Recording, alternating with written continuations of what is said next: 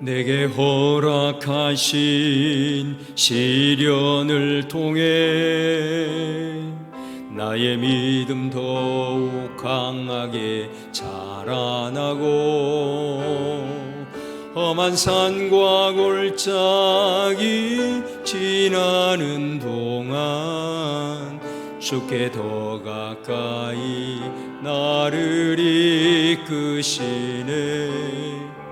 내가 겪는 시험이 어렵고 힘겨워도 내 주님보다 크질 않네. 내 앞에 바다가 갈라지지 않으면 주가 나로 바다 위 걷게 하리. 나는 믿네. 주의 능력으로 내 삶 새롭게 되리. 나는 믿네. 주의 능력으로 담대히 나가리라. 주와 함께 싸워 승리하리라. 날마다 믿음으로 나 살아가리. 다시 한번 찬양합니다. 내 앞에 바다가 갈라지지 않으면 주가 나로 바다 위 걷게 하리. 나는 믿네.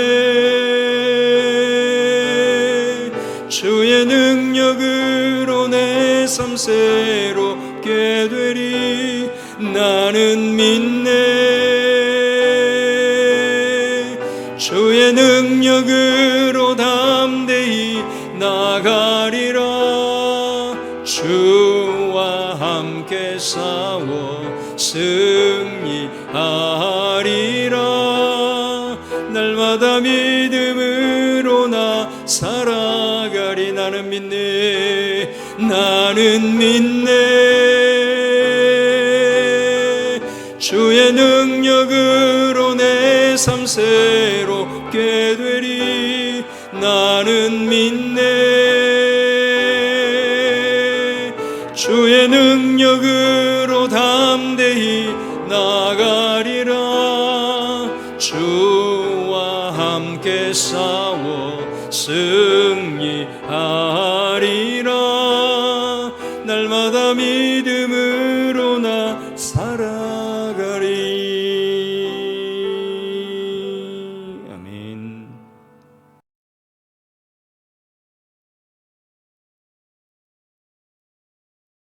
사울이 지금 다윗과 함께 한 자가 한 600명 되는데 그보다 한 5배 많은 정예 군사들을 이끌고 이제 다윗을 죽이려고 이 엔게디 지역으로 오는 것입니다. 그때 다윗은 굴에 있었다. 그런데 이제 사울이 아마 생리적인 현상으로 좀 급했는가 봐요. 그래서 오늘 3절에 보면은 뒤를 보러 굴 깊은 곳으로 들어갔다 그랬습니다. 그러다 보니까 이제 겉옷을 벗어놓고 뒤를 보려고 이제 더 깊은 곳으로 들어갔죠. 이제 밖에서 들어온 사람은 동굴 안을 볼 수가 없잖아요. 동굴 안에 깊이 더 깊이 들어가 있는 다윗의 일행들이 이 사울을 보게 됩니다. 겉옷도 벗고 이제 뒤를 보러 나왔기 때문에 그를 지키는 군사도 없고, 그래서 다윗의 군사들이 그 사울을 지켜보고 있다가 바로 하나님이 주신 기회다. 우리가 광야를 끝낼 수 있는 절호의 기회다.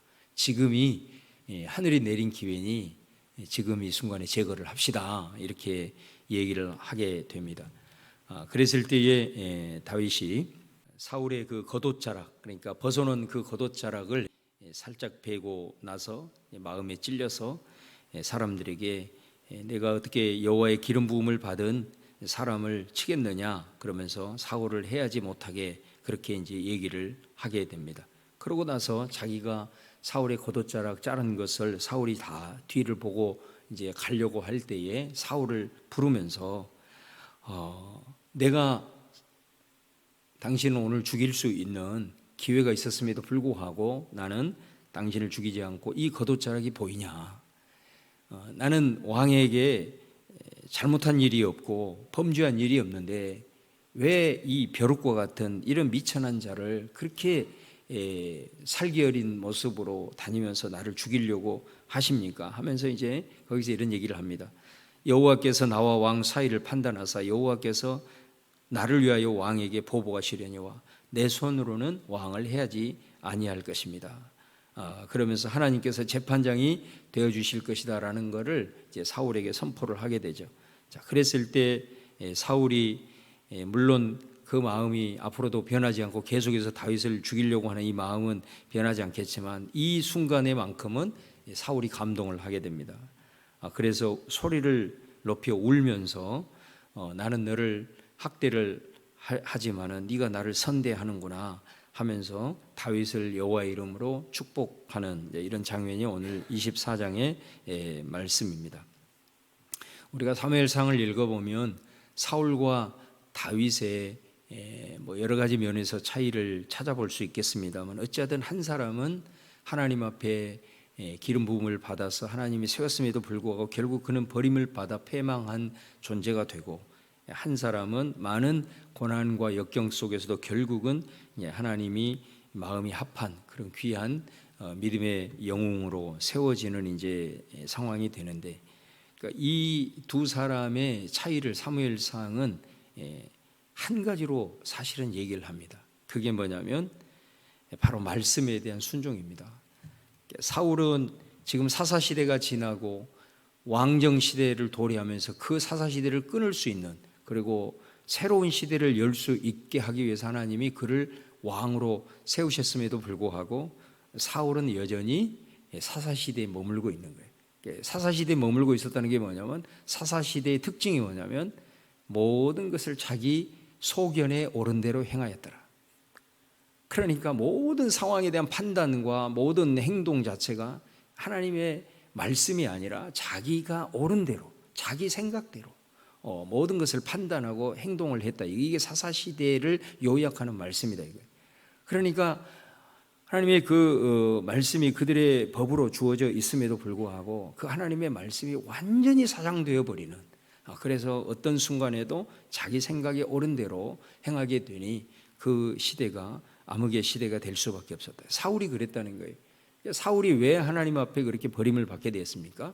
하나님의 말씀이 주어졌음에도 불구하고 그 말씀에 순종하지 아니하고 그 말씀을 때로는 왜곡하고, 그래서 오로지 자기 자신을 위해서 그렇게 하는, 그렇게 경고를 했음에도 불구하고 시간을 그렇게 줬음에도 불구하고 기회를 살리지 못하고 끝까지 자기 소견에 옳은 대로 또 자기의 영광을 위해서 하나님의 말씀을 헌신짝처럼 버리는, 이게 사울의 모습이다라는 것입니다.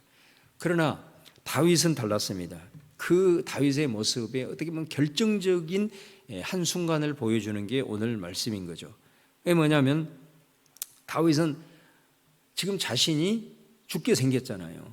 그 지금 누구 때문이냐면 사울이 지금 자기를 지금 죽이려고 이렇게 하고 있는 이런 상황 속에서 기회가 왔단 말이에요. 이 기회를 잘 살리면 광야의 고통의 모든 여정을 다 끝낼 수 있고, 지금 모든 사람들은 사울에게 정말 고난을 당해서 이제 다윗의 새로운 시대를 열 수 있는 그런 일임에도 불구하고 다윗은 보복을 하지 않는 것을 보게 됩니다. 그 이유가 뭐냐면은 바로 이 말씀이에요. 여호와의 기름 부음을 받은 내 주를 치는 것은 여호와께 금하시는 것이니. 그러니까 이 하나님의 말씀에 대한 순종이죠. 다시 말하면 하나님이 기름 부은 것을 하나님이 해결해야지 내가 어떻게 할 수 있겠냐, 요 한 가지인 거죠. 그러니까 우리가 하나님의 말씀을 보더라도 믿음의 수준에 따라서 다 다르게 적용을 합니다. 똑같은 말씀이라도 믿음이 약한 사람은 그 말씀에 대해서 그 믿음의 약한 수준으로 적용을 하고, 믿음이 성숙한 사람은 그 말씀 앞에 뭐 하나 섞이지 않고 순수하게 그 말씀을 적용하려고 애를 쓰죠. 다윗이 그랬다는 거예요. 비록 다윗은 사울의 겉옷자락을 자르는 것까지도 양심의 가책을 느껴서 어쩔 줄을 몰라 하는, 이게 다윗의 모습이었다는 거예요. 하나님의 행한 일, 하나님의 말씀은 작은 것 하나라도 자신의 모든 것을 걸고 그것을 붙들려고 했던 이것이 다윗과 사울의 결정적인 차이였다라는 것을 우리가 볼 수가 있습니다. 어떻게 해서 다윗이 이토록 하나님의 말씀에 순종하는 자가 되었는가? 이거는 절대로 그냥 되는 법이 아닙니다. 저와 여러분도 하나님의 말씀에 순종하고자 하는 마음이 왜 없겠어요? 작은 거 하나라도 순결하게 그 말씀을 붙들고 살아가려고 하는 것은 신앙인들의 당연한 생각일 겁니다. 그런데 잘 안 됩니다. 그게 왜 안 되냐? 오늘 다윗이 이렇게 하나님의 말씀 앞에 그렇게 순종할 수밖에 없었던 것에 대해서 시편 119편 한번 여러분 성경 말씀 한번 같이 한번 다 가지고 계신 분들은 찾아보시기 바랍니다. 시편 119편 67절입니다. 자, 우리 같이 한번 봉독하겠습니다. 시작. 고난 당하기 전에는 내가 그릇 행하였더니 이제는 주의 말씀을 지키나이다. 그러니까 다윗이 하나님의 말씀에 이토록 철저하게 순종했던 것은 무엇 때문이냐? 고난 때문이에요. 고난 때문. 고난을 당하기 전에는 자기가 마음대로 행했다는 거예요. 내가 그릇 행했다. 내가 원하는 대로, 내가 생각하는 대로 내 위주로 마음대로 행했다는 거예요. 그러나 자기가 고난을 당해 보고 나서는 하나님의 말씀을 생명줄처럼 붙들게 되었다라는 시편의 고백입니다. 그래서 71절을 한번 보세요. 71절. 자, 71절 같이 봅니다. 시작. 고난당한 것이 내게 유익이라 이로 말미암아 내가 주의 율례를 배우게 되었나이다. 그래서 이 사람은 고난은 내게 유익이었다. 왜? 고난당함으로써 내가 주님의 말씀을 진짜로 깨닫게 되고 이 주님의 말씀을 내가 붙들고 순종할 수 있게 되었다라고 고백을 하는 거예요. 다윗이 바로 그런 모습이에요. 이 광야의 여정, 이 고난의 삶의 여정을 통해서 그는 하나님의 말씀을 생명줄처럼 붙들고 그 말씀에 순종하는 인생이 되었던 것을 우리가 볼 수가 있습니다. 우리가 이사야 41장 10절 같은 데 보면은 너무나도 우리에게 귀한 말씀을 하나님이 주시잖아요. 두려워하지 말라. 내가 너와 함께함이라. 놀라지 말라. 나는 내 하나님이 됨이라. 내가 너를 굳세게 하리라. 참으로 너를 도와주리라. 참으로 의로운 오른손으로 너를 붙들리라. 우리가 이 말씀이 좋은 줄 알고 은혜 받지만은 어느 순간에는 이 말씀이 그냥 흘려 그냥 지나가죠. 근데 여러분, 예를 들면 내 사랑하는 자녀가 백혈병이 걸려가지고 더 이상 소망이 없는 거예요. 그런데 아이 앞에서는 이 엄마가 약한 모습 보이기 싫고 내가 이 모습 앞에 내가 도저히 살 수가 없는 거예요. 그래서 병원에 있는 예배당에 딱 들어갔는데 그 예배당 앞에 이 말씀이 기록이 되어 있는 거예요. 그럼 어떻게 될까요? 그 말씀은 완전히 달리 보이는 거죠. 바로 그것입니다.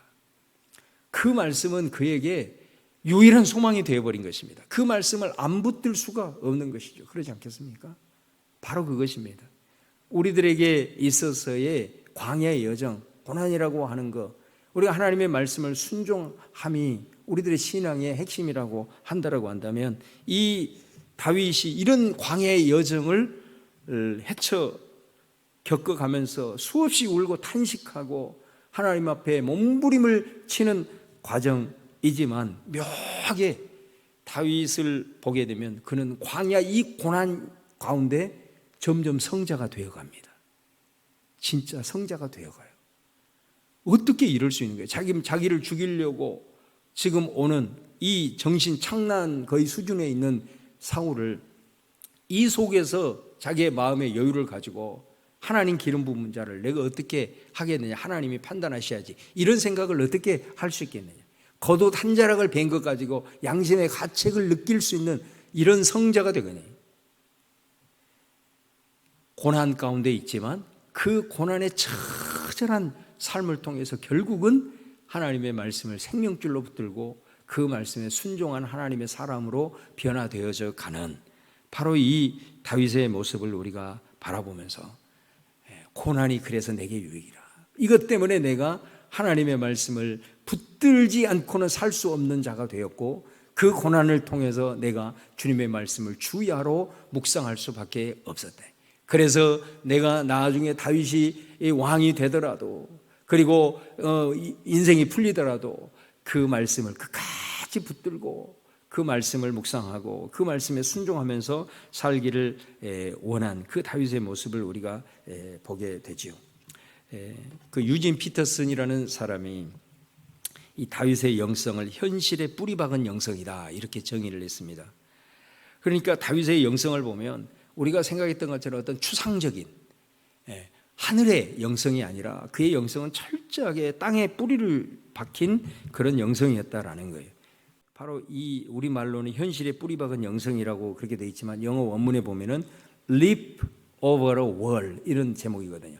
그러니까 이 제목이 뭐냐면 장벽을 뛰어넘어라 라는 제목이에요. 그러니까 이 말은 무슨 말이냐면 다윗의 영성을 우리가 굉장히 주목해야 될 필요가 있는데, 우리가 정말로 하나님 앞에 영성이 있는 하나님의 사람으로서 걸어갈 때는 반드시 벽에 부딪히게 된다. 벽이 내 앞을 가로막게 된다라는 거예요.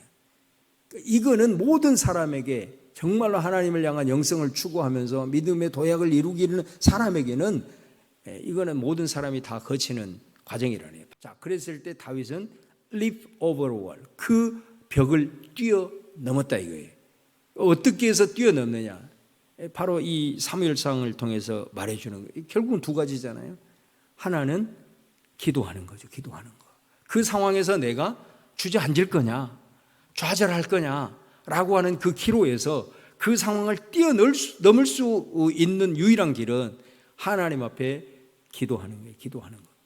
그 다음에 또 하나는 뭐냐면 극한의 상황 속에서도 바로 이 기도의 힘으로 하나님의 말씀을 붙들고 순종하면서 연단되어져 간, 바로 이 하나님의 말씀이 그 상황 속에서 좌절하지 아니하고 원망하지 아니하고 주저앉지 아니하고 그 상황을 계속해서 하나하나 뛰어넘을 수 있었다라고 유진 피터슨은 이 다윗의 영성을 정의하고 있는 것을 우리가 보게 됩니다. 저와 여러분이 살아가면서, 특별히 그리스도인으로서 살아가면서 우리에게 불가항력적으로 다가오는 여러 가지 고난의 문제, 또 우리가 살아가면서 여러 가지 시험의 그런 상황 속에서 우리가 처하는 것은 순간순간 우리에게 다가올 것입니다. 오늘 이 다윗이 그럼에도 불구하고 이 고난의 여정 속에서도 이렇게 성자가 되어져 가는 이 모습, 원수까지도 자기가 보복하지 아니하고 하나님 앞에 맡길 수 있는 이 하나님의 말씀에 대한 정말로 탁월한 이 적용력을 우리가 바라보시면서 우리에게 고난을 그냥 바라보면서 주저앉고 그 벽 앞에 좌절하는 인생이 아니라 바로 이것이 반드시 나는 이걸 뛰어넘을 수 있게 되고 이것을 통해서 하나님의 사람으로 단련되어지는, 그래서 시편의 기자처럼 고난이 내게 유익이었다, 이것 때문에 내가 하나님의 말씀을 깨닫게 되고 말씀에 순종하는 자가 되었고, 히브리서 12장의 말씀처럼 그래서 아버지 하나님의 택한 자녀는 다 징계를 받는 것이다. 징계를 받지 않으면 그거는 참 아들이 아니라 사생자에 불과하다라고 하는 말씀이 바로 고난이 우리에게 주시는 하나님 앞에 연단되어지고 거룩한 하나님을 닮아가는 기회가 되고 하나님의 쓰임받는 인생이 될 수 있는 기회가 되기 때문에 우리 그리스도인들이 이런 관점을 가지고 leap over a wall, 벽을 뛰어넘는 우리 사랑하는 성도들 다 될 수 있기를 주님의 이름으로 축원합니다.